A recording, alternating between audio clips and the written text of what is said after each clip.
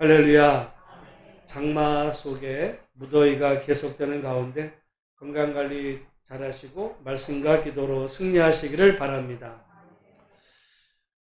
제가 여기 현수막을 바꿨는데요. 우리 말씀 학개서 2장 7절에서 9절까지 중에 워낙은 다 포함되어야 되지만 핵심 구절만 뽑았습니다. 여러분, 그래서 앞으로 가급적 우리가 말씀을 시작하기 전에 한번 같이 마음을 다해서 또 선포하고 또 그 내용대로 여러분이 기도하시고 그렇게 하셔서 이 말씀이 그냥 여러분에게 이렇게 자동 반사적으로 말씀이 이렇게 떠오를 수 있는 그런 말씀이 되기를 소망합니다. 한번 같이 한번 하겠습니다. 시작. 보배가 이르리니 이 성전의 나중 영광이 이전 영광보다 크리라. 내가 이곳에 평강을 주리라. 만군의 여호와의 말이니라. 아멘. 다 하실 수 있겠죠? 모든 나라의 보배가 이르리니, 그 모든 나라의 보배가 뭐라 그랬어요? 세 가지 의미로 해석이 된다. 첫 번째는 예수님으로 충만. 두 번째는 하나님의 사람들로 충만. 세 번째는 물질적으로도 충만. 첫 번째는 그래서 뭐예요? 영권. 그 다음에 인권. 세 번째는 물권. 여러분 다 원하는 거잖아요. 여러분 자녀들에게도, 여러분 자신에게도, 교회, 이거 이상의 기도가 뭐가 있겠어요? 우리가 따로 기도 제목 정하지 마시고 만국의 보배 안에 다 있다는 걸 제가 학교에서 말씀드릴 때 했잖아요. 그러니까 여러분 만국의 보배, 그럴 때 그 안에 세 가지예요. 그래서 그 만국의 보배가 내게도 교회도 여러분의 자녀에게도 임하게 하여 주시옵소서. 기도하시고 이 성전의 나중 영광, 여기 성전을 꼭 무슨 교회 건물만 얘기하지 마시고 오늘날 보여지는 건물로서의 성전은 없다 했습니다. 이것이 교회라고도 볼 수 있고 여러분 인생이라고도 볼 수 있어요. 하나님, 내 인생에, 내 이전의 인생보다 내 나중에, 지금 이후에 내 나중의 인생이 이전의 인생보다 더 영화롭게 하시고 더 하나님께 영광 돌리는 삶이 되게 하여 주옵소서. 기도하시기 바랍니다. 여러분, 여러분의 인생의 최고의 날은 다 지나가 버렸죠? 여러분은 이제 앞으로 미래에는 그냥 죽을 날만 기다리고 계시는 삶이라고 하면 얼마나 비참하겠어요.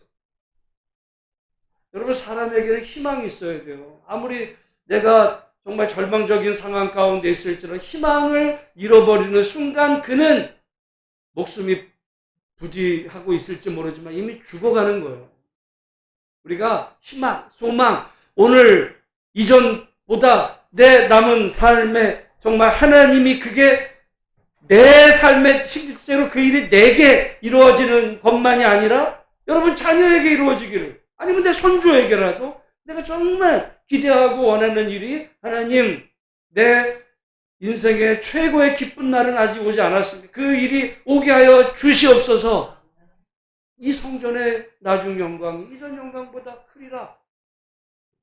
이렇게 기도하는 거예요. 그 다음에 내가 이곳의 평강, 우리가 다 원하잖아요. 내 삶에, 우리 교회에, 그리고 여러분 자녀 가정에 여러분 평강이라는 거는 어떤 것도 이렇게 부족함이 없는 온전한 상태예요. 여러분 세상을 보세요. 세상에는 다 겉으로 볼 때는 다 그럴듯해 보여도 그 안에 다 부족한 게 있어. 어떤 사람은 물질적으로는 좋을지 몰라도 건강에 문제가 있을 수 있고요. 어떤 사람은 건강은 괜찮은 돈이 문제가 있을 수 있고, 자녀가 속을 새기기도, 가정이 불화할 수도 있고. 그런데 평강이란 모든 것들이 정말 온전한 상태, 평화로운 그런 상태. 하나님, 이곳이 우리 교회일 수도 있어요. 하나님, 우리 교회 평강을 주옵소서. 그리고 하나님, 내 삶, 내 자녀 가정에 평강을 주옵소서. 그렇게 기도하시기를 바랍니다. 어떻게 보면 다 포함됐어요. 그리고 만군의 여호와의 말이, 그 말을 신약으로 표현하면 뭐예요? 예수 그리스도의 이름으로 기도하옵나이다. 아멘. 그 얘기인 거예요. 만군의 여호와 하나님의 이름으로 도장 찍은 거예요. 근데 이게 우리가 만든 거예요? 아니야. 하나님의 말씀하신 거예요. 여기에 여러분이 살만 붙이면 거기 이곳에라는 그 이곳을 교회를 위해서 또는 여러분 자신, 가정, 자녀를 놓고 만국의 보배 마찬가지 하나님 이르게 하여 주옵소서 기도할 때 모쪼록 말씀을 통해 역사하시는 하나님의 은혜를 여러분의 남은 인생 가운데 꼭 경험하시기를 주님의 이름으로 축복합니다. 그렇게 학계이에서 말씀이 선포되고 실제로 성전이 건축이 됐어요. 그리고 나서 약 70년이 흘렀습니다. 그게 느헤미야서. 느헤미야서는 그러니까 이스라엘이 멸망될 때부터는 약 140년, 뭐 정확히는 144년인데 그냥 대충 했을 때 140년. 그리고 학계이에서 성전이 지어지고 나서는 약 70년. 그러니까 70년간 두 번에 걸친 그 사이에서 이제 느헤미야서가 시작이 되는 겁니다. 느헤미야서. 그 당시 세계 최고의 강대국은 바사. 세계 역사 속에서는 페르시아. 페르시아는 오늘날로 말하면 제가 지난주에 미국이라고 그랬지만 미국만 가지고 안 돼요. 미국하고 중국, 러시아를 합한 게 당시 바사 제국이에요. 그 제국의 황제, 그 왕궁에서 벌어진 일이 지금 이 느헤미야서 1장입니다. 그때 느헤미야의 직책이 뭐라고 그랬어요? 술관. 오늘날로 말하면 아마 대통령 비서실장, 경호대장 뭐 이 정도였을 거예요. 여러분 바빴을까요? 안 바빴을까요? 어마어마하게 바빴을 거야. 제가 전에 몇 번 우리 조선시대 임금은 정말 임금이니까 맨날 놀고 먹었을까요? 일이 굉장히 많았을까? 여러분 조선시대 임금 여러분 저나 여러분 하라고 해도 못해요. 제가 오늘 말씀을 준비하면서 다시 보니까 임금 되려면 역할을 하려면 아침 몇 시에 일어나야 되는지 아세요? 5시에 일어나야 돼요. 5시에 일어나서 6시까지 이제 문안 인사 받는 거예요. 그리고 6시부터 8시까지 공부야. 아침 공부야. 왕이. 그리고 8시에 공부 끝나고 밥 먹어요. 그리고 나서 9시부터 12시까지 업무야. 업무밥. 그 다음에 12시부터 1시까지 점심 먹고 그 다음에 1시부터 2시까지 또 공부. 2시부터 5시까지 또 업무. 그리고 6시부터 7시까지 또 공부. 그 다음에 7시부터 8시까지 저녁 먹고 8시부터 10시까지 자기 전까지 상소문 올리는 거 이거 하고 그럼 11시에 자는 거예요. 그래서 여러분 조선의 임금은 단명한 사람이 많아. 놀러를 어디를 가? 그러면 그 왕의 신하는 어떻게 됐을까? 2배로 바쁘겠죠? 왜냐면 그 모든 거 다 준비를 해야 돼. 일정을 준비하고. 지금 대통령실도 마찬가지예요. 유명한 얘기가 있어요. 노무현 대통령 때 비서실장이 누구였어요? 문재인이었어요. 문재인. 여러분 유명한 얘기 문재인 대통령이 나중에 말하는 거 보면 입술이 이상해요. 이빨이. 이 말이 발음이 좀 이상해. 왜 그런지 아세요? 이서 실장할 때 이가 10개에서 12개가 빠졌어요. 아니 얼마나 힘들면 이빨이 10개가 나가. 임플란트 한 거 그걸 다. 그래서 5년 다 하지 않고 중간중간 그만둔 그때 그렇게 빠진 거야. 난 그래서 그런 줄 알았더니 문재인 대통령 때 비서실장이 누구였냐면 임종석이었어요. 그 젊은 사람이 저보다도 3살인가 어려 임종석이. 근데 임종석도 이빨이 6개가 나갔어요. 제가 이 말씀 드리냐면 오늘날 대통령실에서도 비서실장하고 높은 자리니까 저 이빨이 나가는 정도 되면 얼마나 그게 경무겠어요. 여기 지금 이 바사 제국에서 느헤미야가 어떻게 보면 상태는 더 안 좋죠. 왜? 느헤미야는 바사 제국 사람이 아니야. 식민지의 그 출신이에요. 포로된 그 위치에서 지금 그 자리까지 올라가려고 했으면 얼마나 많은 경쟁자들이 있었겠어요. 여러분, 동서고금을 막론하고 어떤 권력자 근처에는 정말 시기 질투, 모함과 아주 권력 다툼이 정말 아주 이루 말할 수가 없어요. 사실 우리나라도 보면 지금 여야로 해서 그러죠? 선거가 끝나고 나면 양쪽 진영이 다 평안할 것 같잖아요. 지금 여당 보세요. 친명 반명해서 어마어마하게 싸웁니다. 국민의힘은 안 싸워요? 장동혁파 뭐 한동 어마어마하게 싸워. 권력 잡으려고. 그게 다 정치권이야.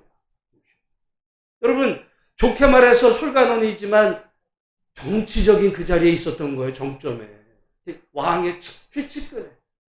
수많은 시기 질투와 모함과 조금이라도 뭔가 틈새만 보이면 치고 들어와서 이렇게 하려고 하는 사람들이 정말 눈을 불을 켜고 엿보고 있는 이 틈에 느헤미야가 어떻게 보면 이도 얼마나 빠졌을지 모르겠어요. 자기가 그 일에 최선을 다하려고 해도 힘든 판에 느헤미야의 관심이 어디 있었어요? 예루살렘에 있었어요. 우리가 느헤미야가 그런 상황 속에서 예루살렘에 대한 관심이 있었다는 것을 이해를 해야지, 그냥 느헤미야가 뭐 그랬나 보다 시험하면서 여유 휴가를 부리면서 뭐 하나님의 나라를 이렇게 뭐 편하게 생각한 게 아니고요. 그 경무 속에 그 눈칫밥 먹어가면서 그 자리 보존하려고 그러는 가운데 조금이라도 왕의 눈에 벗어나면요, 그때는 그냥 한몫에 나가는 거야. 우리가 요셉 이야기를 보다 보면 떡 맡은 관원장 그냥 하루아침에 뭐가지 날아가잖아요. 그 자리야, 그 자리. 그런데 그 속에서 느헤미야의 관심은 그런 속에서도 하나님의 나라와 의에 있었고, 그때 예루살렘의 그 상황이 비참하다는 이야기를 듣고 느헤미야는 울며, 여러분 웬만해서 누가 어려움 처했다 해서 눈물이 나요? 솔직하게? 안 됐다 이 얘기 들지 눈물이 날 정도라 되면, 여러분 한번 어떤 일로 한번 울어봤어요? 웬만해서 눈물이 안 나요. 마음은 조금 아파할지는 모르지만 안 됐네. 얼마나 어려울까. 근데 눈물이 날 정도면 정말 얼마나 안타까워요. 그러니까 금식을 하게 되고, 그때 하나님 앞에 기도하는 느헤미야, 한가한 사람이 아니었다는 얘기. 그러면서 느헤미야가 결심하죠. 하나님, 이 일을 위해서 내게 은혜를 있게 해달라. 그 얘기는 만약에 그 일을 해야 될 사람이 있으면 하나님 나를 써달라. 나를 써달라고 하는, 지금 그 기도를 했어요. 우리가 지난주에 봤던 하나님 나를 써주세요. 우리는 보통 그런 상황이 생기면 어떻게 해요? 하나님, 누군가 나서는 사람이 있으면 내가 도와드릴게. 도와서. 누군가, 나는 지금 바쁘고 나는 이 자리에 잘 나가고 있으니까 나는 못 가요, 하나님. 나는 안 되고 누군가 다른 사람이 할 사람이 있으면 그 사람을 내가 도울게. 이거지. 근데 느헤미야 기도는 하나님, 누군가 해야 될 일이 있으면 내가 하겠습니다. 그렇게 느헤미야가 울면서 기도한 지 4달이 지났어요. 4달. 그게 이제 2장 1절이 시작하는 겁니다. 오늘 본문 2장 1절 말씀을 같이 한번 읽어보겠습니다. 시작. 아닥사스다 왕 제20년 니산월에 왕 앞에 포도주가 있기로 내가 그 포도주를 왕에게 드렸는데 이전에는 내가 왕 앞에서 수심이 없었더니. 수심이 뭐예요? 근심. 얼굴에 근심이 가득한 거예요. 몇 달 동안 지금 느헤미야가 기도했다고요? 여기 니산월 그 앞에서 이렇게 달력으로 계산하면 약 4달의 시간이 지납니다. 여러분, 우리가 뭔가 놓고 내가 기도했다고 해서 그 다음날 이루어져요? 별로 없어. 정말 작정하고 느헤미야는 기도하고 또 준비하는 그 가운데 지금 4달째 된 이날 공교롭게 왕이 느헤미야 얼굴을 보니까 얼굴에 근심이. 여러분 이거는 위험 신호입니다. 왜? 느헤미야의 지금 직책이 뭐예요? 왕의 술관원이야. 술관원. 근데 여기다 포도주 술을 올리는 거예요. 근데 얼굴색이 달라. 평소랑. 그러면 왕 입장에서 보면 저 자식이 저거 술에다가 뭐 탄 거 아니야? 당장 의심할 수도 있는 그런 상황이, 목숨이 지금 경각에 달린 이 상 가운데서 왕이 말합니다. 2절 말씀 같이 한번 읽겠습니다. 시작. 왕이 내게 이르시되 내가 병이 없거늘 어찌하여 얼굴에 스심이 있느냐. 이는 필연 내 마음에 근심이 있음이로다 하더라. 그때 내가 크게 두려워할 수밖에 어떻게 보면 얼굴에 내가 지금 근심이 그 왕의 눈에 보인 거예요. 여러분 우리가 이걸 얼굴이라고 그러잖아요. 얼굴. 응? 그래 그 말이 굴이 뭐야? 동굴의 굴이에요. 동굴의 굴. 정신. 우리나라 말이 거기 참 의미가 있어요. 그래서 여러분 솔직히 우리 다 나중에 보면 이게 머리가 꼭 굴 같아. 뼈만 남으면. 근데 거기에 그 영혼과 이 정신이 새겨 있고 이렇게 살이 있어서 지금 여기. 근데 여러분 놀라운 건 우리 마음에 무슨 문제가 생기면 좋은 일이거나 슬픈 일이 생기면 얼굴에 나와요, 안 나와요? 그냥 나와. 보면 알아. 저 사람이 뭐 좋은 일이 있는지 지금 문제가 있는지 심리 출처라서 아는 게 아니에요. 근데 왕이 딱 보니까 얼굴에 근심이 있네. 만약에 왕이 느헤미야를 신뢰하지 않았으면 어떻게 될까요? 끝난 거. 저 자식 잡아들여. 이렇게 될 수도 있는 거예요. 근데 왕이 느헤미야에게 어떻게 보면 신뢰가 있어. 물어보는. 야, 너 병도 없는데 왜 갑자기 얼굴에 근심이 있어? 그랬더니 느헤미야가 말합니다. 3절 말씀 같이 읽어봅니다. 시작. 왕께 대답하되 왕은 만세수를 하옵소서. 내 조상들의 묘실이 있는 성읍이 이제까지 황폐하고 성문이 불탔사오니 내가 어찌 얼굴에 수심이 없사오리까 하니. 여러분 내가 지금 왕에게 지금 이 술관원이 됐지만 내 조상들의 묘실이 있는 그곳이 지금 불탔다는데 내가 어찌 얼굴에 수심이 없겠습니까? 그 말을 들은 왕 입장에서 보면 무슨 말 하는 거예요, 얘가 지금? 지금 느헤미야의 관심이 지금 딴 데 있는 거 아니야, 지금? 너 지금 정신이 딴 데가 있어. 네가 할 일이 뭐야? 너 지금 나를 지키고 경호하고 내 신변이나 음식에 문제가 없게 네가 시간과 모든 거를 거기에 집중해야지. 지금 정신 너 딴 데가 있어? 여러분 이렇게 생각이 들어요, 안 들어요? 여러분이 만약에 누군가에게 여러분이 어떤 고용주가 돼서 일을 시켰어요. 근데 얘가 관심이 딴 데가 있는 거야. 그럼 어떤 생각이 들겠어요? 너가 관심이 딴 데 있으면 사람이 너밖에 없냐? 이런 마음이 드는 거죠. 게다가 지금 왕의 이 목숨과 관계된 어떤 그런 중요한 직책을 맡은 입장에서 보면 뭔 소리 하는 거야, 이거? 이럴 법도 했어. 그러니까 느헤미야의 지금 이 말은 우리가 그 상황에 대입해서 보면 목숨을 건 거예요, 그냥. 목숨을 건 거야. 그야말로 에스라, 느헤미야, 그 다음 성경이 뭐냐면 에스더가 당시 그 하만에 의해서 유대 민족이 다 죽게 됐을 때 나가면서 뭐라 그래? 내가 죽으면 죽으리이다.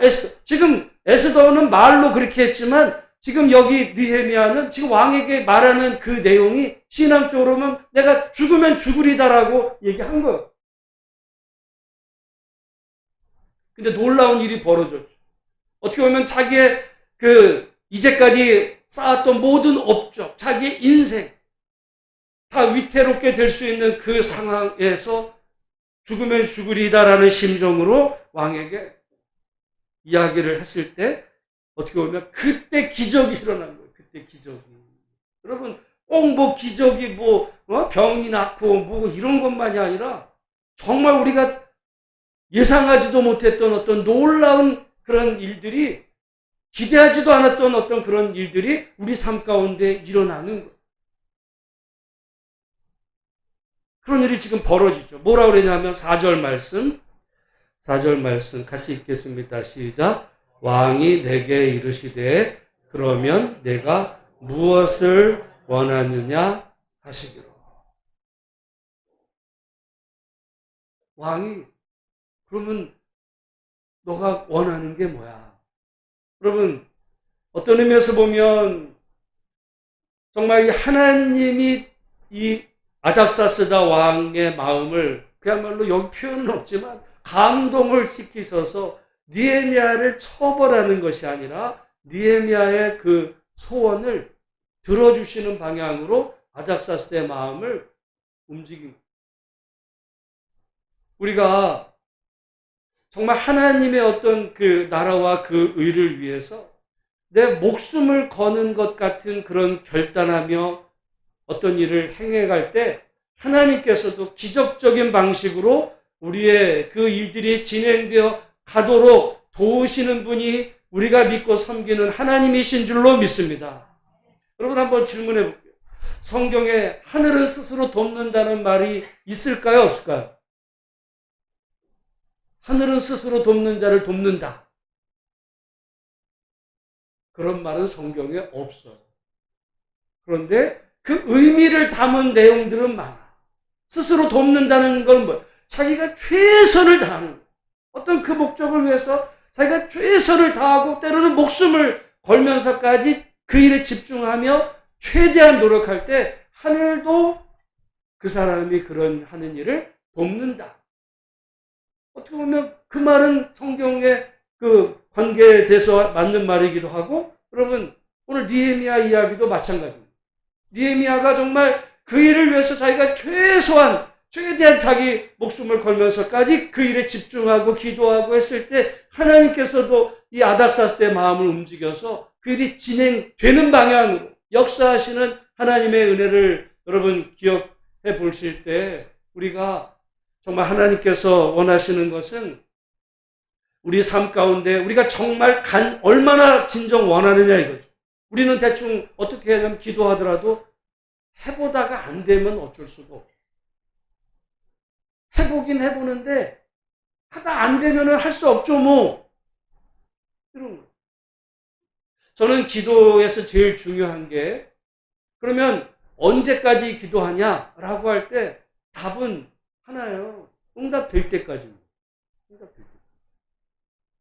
지금 느헤미야는 자기가 얼마나 기도해야 될지를 몰라. 무슨 작정하고 하나님 내가 작정 금식합니다가 아니라 기도 제목을 놓고 기도하고 있는 중에 니산월 때가 돼서 왕에게 만났을 때 4달이 지나간 그 기간 안에 하나님께서 응답의 역사로 나타나게 된 것을 보면서 여러분 안에 정말 기도 제목을 가지고 하나님이 응답하실 때까지 간절히 기도하는 저와 여러분이 되시기를 주님의 이름으로 축복합니다.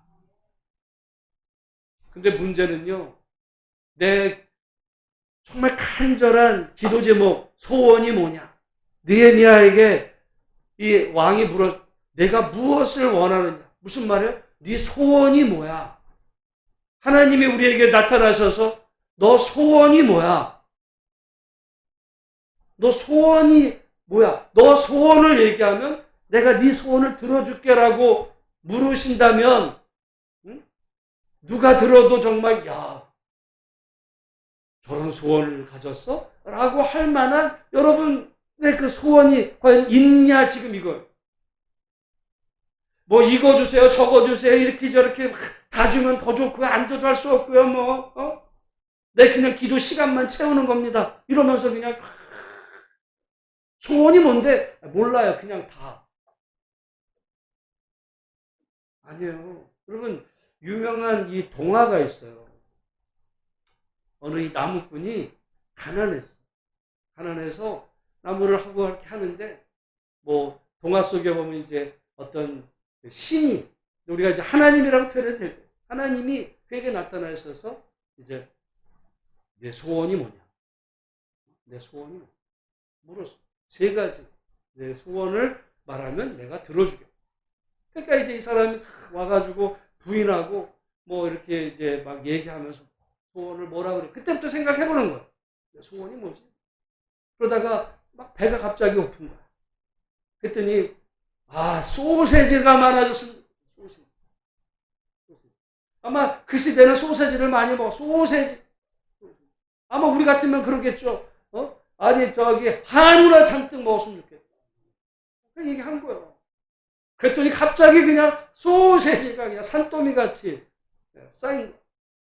그래서 부인이 갑자기 본 거예요. 이제 같이 의논해서 소원이 뭔가를 얘기하려고 그랬는데 갑자기 소세지가 많아지니까, 아니, 당신 소원을 그따위 소세지를 갖다가 그걸 소원으로 지금 얘기해? 그래가지고 막 잔소리를 막 바가지를 긁는 거야. 그러니까 그 남편이 어떻게 했어요?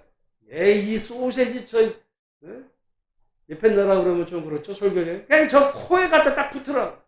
그랬더니 소세지가 그냥 부인 코에 쫙 붙어버린 거야. 두 번째 소원 다 써버린 거야. 소원이 한 개가 남아. 어떻게 해야 돼? 그 소원, 그 마지막 소원은 그 소세지 코에서 떼달라. 뭐예요? 그냥 바라는 건 많아서 이것도 주시고 저것도, 돈도 좋고 뭐 먹는 것도 좋고 이것도 좋고 저것도 좋고. 우리가 어떻게 보면 이게 기도도 방향성이 있어야 되잖아요. 방향이. 기도가 중구난방이야.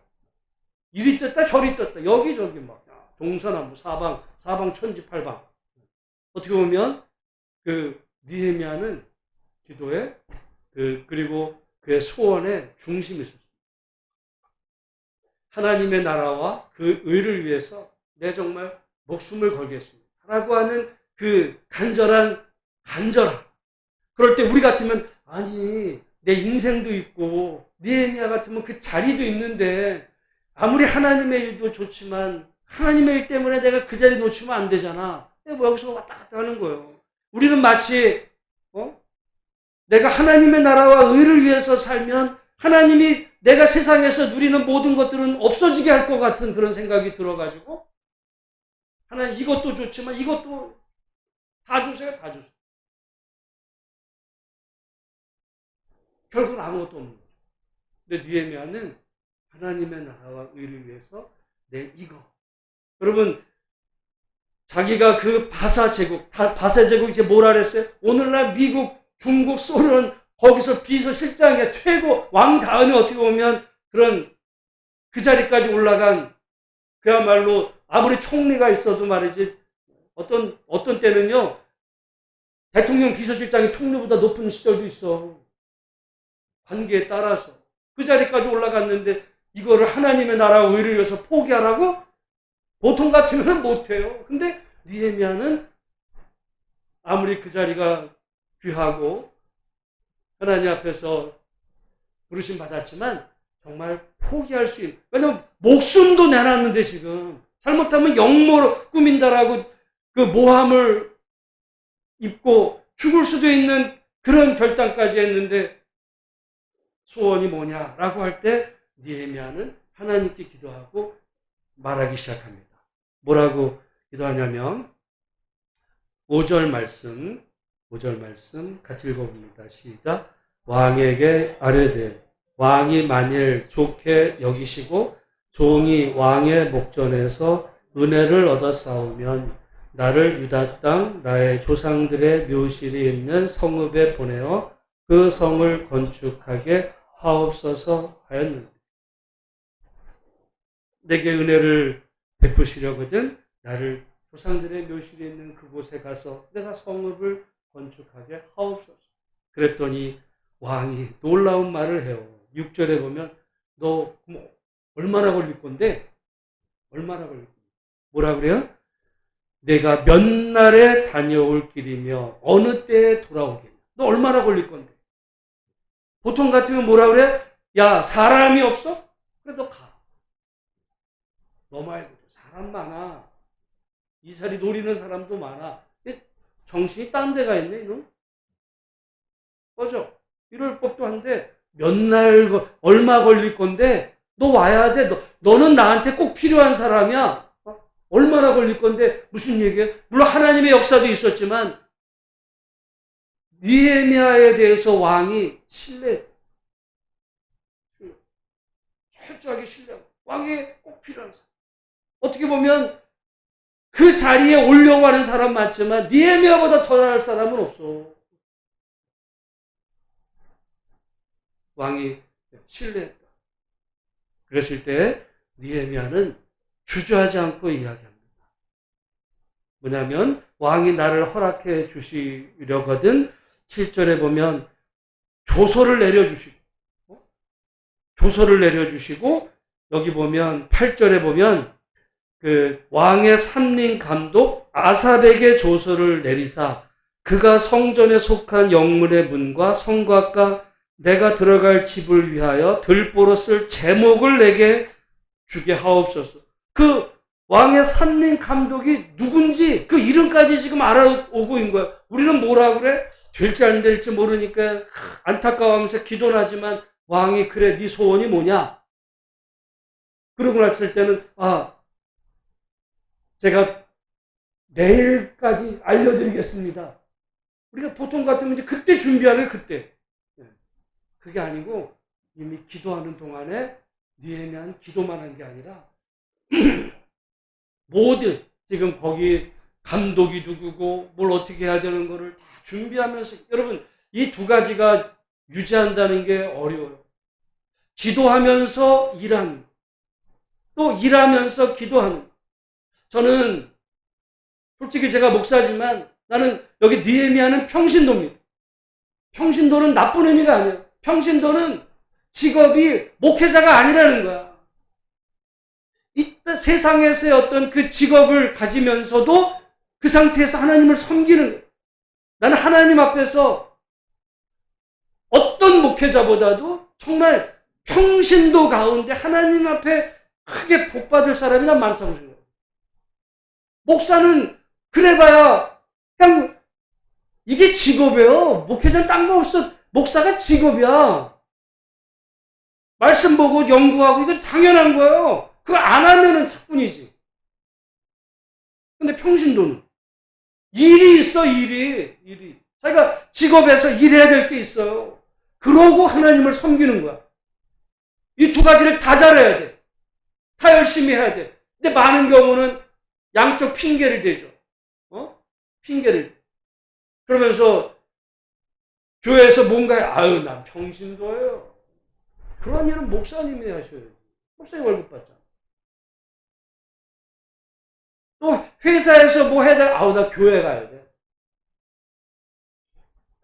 느헤미야는 양쪽 다. 정말 세상의 직업에 있어서 최선을 다하고 그러면서도 하나님을 여러분 이러기가 쉬울까요? 어려워. 제가 볼 때 느헤미야 제가 지난 한 주간에 책을 한 권 읽었는데 책 제목이 엘리트 세습이에요. 나 그 책을 보면서 미국 사회가 왜 저렇게 됐는지 이해하는 단면이 됐어요. 엘리트가 세습. 왜 세습일까? 다른 말로 하면 일종의 이제 귀족인데 옛날에 귀족들은 세습을 했어요. 또는 그 자리를 세습하거나 땅을 세습하거나 어떤 가문에 이런 세습을 할 때 그런 엘리트들은 일을 했을까 안 했을까요?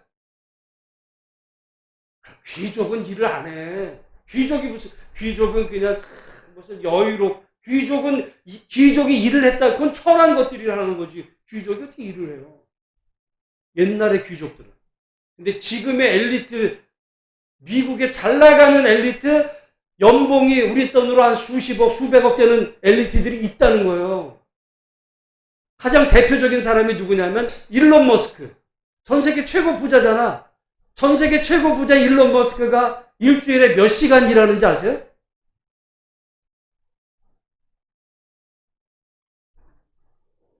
최소한 80시간에서 많으면 120시간. 제가 계산을 해봤어. 120시간을 그래서 그 유명한 얘기였어. 일론 머스크 전 세계 최고 부자인데 일이 조금 안 되면 공장에 자기 간이 침대 놓고 자. 120시간 일하는 거예요. 보통 사람 같으면 죽어. 미국의 엘리트들이 지금 그렇게 해요. 그래서 연봉이 수십억, 수백억 돼. 거기서 무슨 문제가 생기냐면 그 사람들이 그러는 만큼 옛날에 중산층의 일자리들이 다 없어지는 거예요, 이제. 왜 중산층이 하던 모든 일들이 다 엘리트가 다 해버려. 근데 그 미국의 지금 엘리트들은 자기 자식한테 유산 안 물려줘요. 여러분 뉴스 그런 거 많이 보시고 미국의 엘리트들 안 물려줘. 근데 왜 안 물려주냐? 내 그 책 보고 놀린 게 난 우리나라만 그런 줄 알았더니 미국은요 유치원 들어갈 때부터도 경쟁이야. 엘리트들은 최고급 유치원 사교육이 어마어마 초등학교, 중학교, 고등학교, 대학교 해가지고 최고급으로 해가지고 얘가 정말 얘도 엘리트로 살 수 있게끔 얘를 그렇게 갖춰주는 쪽에 재산을 주면 평균적으로 그걸 복리로 계산했으니까 나중에 유산을 어느 정도 물려준 거냐 계산을 했어요. 했더니 1인당 150억 정도의 투자를 해서 하는 거예요. 그러니까 얘는 부모한테 하나도 안 받아도 자기가 사회생활 할 때 되면 수십억 연봉, 수백억짜리가 돼 있는 거예요. 말하자면 여러분 축구 선수도 축구를 어려서부터 했지만 어디 그냥 이렇게 하다가 뭐 어디 그냥 옛날에 뭐 축구 좀 했대 이렇게 끝나는 선수가 있고 메시가 있잖아요. 손흥민이 있고 자식을 손흥민으로 만드는 거 어려서부터. 아니 손흥민 만들었는데 부모가 뭐 아파트 물려주는 게 무슨 의미가 있어요? 아이 그거 필요 없어요 나. 그게 지금 미국의 엘리트. 지금의 미국의 엘리트들은 어마어마 120시간씩 일한다니까. 우리 아마 회사 다니는 사람 100시간만 일하고 그래서 이거 여러분 법정 시간 뭐 44시간 8시간 넘어가도 처벌받는데 미국의 엘리트들은 그렇게 일해. 대신 연봉으로. 그럼 문제가 뭐냐? 중산층이 일자리가 없어요. 옛날에 한때 고등학교 나와도 공장에 취직해서 뭐 결혼해가지고 이러던 사람 일자리가 없어지는데 근데 그 책에서 제가 볼 때 한 가지 요즘을 변화를 뺀 게 뭐냐면 지금 AI가 나오죠. 여기에 AI까지 겹치면 내가 볼 때 미래 세상 정말 걱정됩니다. 중간이 없어지는 거예요. 그래서 미국의 이 엘리트들은 소위 말하는 엘리트들은 시간이 없어. 놀 시간이 없어. 옛날의 귀족들은 일하는 게 수치였어요. 근데 지금 엘리트는 논다는 건 상상을 못해. 밤에도 새벽에도 작업을 해. 피곤하게 사. 그렇게 해야 그 자리를 버텨나 인생이 불쌍한 거죠. 자식에게 또 그걸 강요해. 불쌍한 사회가 됐는데 제가 왜 말씀을 드리냐면 지금 어떤 의미에서 보면 느헤미야는 그때 그런 삶을 산 거예요. 그럼에도 불구하고 그런 속에서 하나님의 나라와 그 의를. 제가 볼 때 미국의 엘리트들 교회 다니는 사람 없을 거예요. 아니, 시간이 없어. 잠잘 시간이 없는데. 느헤미야는 양쪽으로 하나님의 나라와 의를 구하면서 또한 자신에게 주어진 그 일을 최선을 다할 때 하나님께서 그를 도우셔서 그가 정말 기도한 대로 일이 풀려나가게 하신 은혜를 우리가 봅니다. 모쪼록 우리가 하나님 앞에 기도할 때 우리는 정말 하나님의 나라와 의를 위해서 여러분이 하나님께서 여러분이 내가 너에게 뭘 해줄까? 라고 물을 때 여러분이 정말 지체 없이 고민 없이 그 하나님 내게 간절히 내가 원하는 것은 이것입니다라고 고백할 수 있는 여러분의 소원이 여러분에게 정해지게 되시기를 주님의 이름으로 축복합니다. 제가 이번에 말씀 준비하면서 옛날에 우리 어려서부터 그런 노래 불렀어요. 우리의 소원은 통일. 근데 언제 이렇게 만들어졌나 보니까 1947년 3월 1일 날 그 노래가 나왔어요. 어린 시절 맨날 불렀어. 우리의 소원은 소원이 통일이래. 지금 소원이 통일인 사람 우리나라 사람 가운데 한 명이라도 있어요? 그 노래 불렀던 사람들 다 반대야, 통일. 말이 소원이 통일이지. 그냥 노래였던 거야, 노래 불렀던 거야. 요즘 젊은 사람들은 그 노래도 모르니까 무슨 통일이에요. 다른 나라지. 또 이렇게까지 가네. 여러분, 소원은요, 시간이 바뀐다고 해서 변화되는 건 소원이 아니지. 그건 노래죠. 정말 하나님이 내 인생을 걸고 너의 소원은 뭐? 너의 소원은 뭐? 라고 하나님이 물으실 때 하나님 나의 소원은 이것입니다. 내가 대답할. 근데 사람들마다 뭐 다를 거예요. 그걸 여러분 학계서로 대답할 수도 있어요. 만국의 보배가 이르니 이 성전에 나중 영광, 이전 영광 보리 내가 이곳에 평강. 하나님 이 말씀대로 정말 내가 한평생 살아가는데 하나님의 나라와 의를 구할 때 하나님께서 나를 통해서 또 우리 교회와 우리 자녀들의 이 삶을 통해 땅끝까지 복음 전하는 귀한 하나님의 축복의 통로로 우리 교회를, 내 자녀를 사용하여 주시옵소서. 이것이 여러분의 기도 제목으로 삼고 그렇게 간절하게 기도할 수 있기를 주님의 이름으로 축복합니다. 그랬더니 8절 말씀 하반절 맨 마지막 제가 읽고 같이 내 하나님의 선한 손이 나를 도우심으로 왕이 허락. 그 구절만 같이 한번 읽어보겠습니다. 시작. 내 하나님의 선한 손이 나를 도우심으로 왕이 허락을 했어. 근데 허락을 할 때 하나님이 도우시. 말하자면 느헤미야가 그 일을 위해서 철저하게 할 때 하나님도 스스로 돕는 자를, 그 말은 성경에 없지만 그 말대로 지금 내가 그렇게 했더니 하나님이 나를 도우시. 기적이죠? 기적. 모쪼록 여러분 우리가 뭐 병에 걸렸다 낫는 것도 뭐 기적이겠지만 그런 어떤 기적보다 내 인생에 정말 내가 예상치도 못했던 어떤 놀라운 삶의 그 은혜가 내 인생 가운데 이건 도저히 안 되는 일이야. 불가능한 일이라고 생각했던 그 일이 하나님이 도우시고 하나님의 선한 손이 나를 도우심으로 허락하고 일이 되어가는 그런 놀라운 은혜를 우리 삶 속에서 경험하는, 실제로 여러분 목도에서 많은 사람에게 정말 간증할 수 있는 그런 축복의 통로로 쓰임받는 저와 여러분 되시기를 주의 이름으로 축복합니다. 기도하겠습니다. 하나님 아버지 감사합니다. 오늘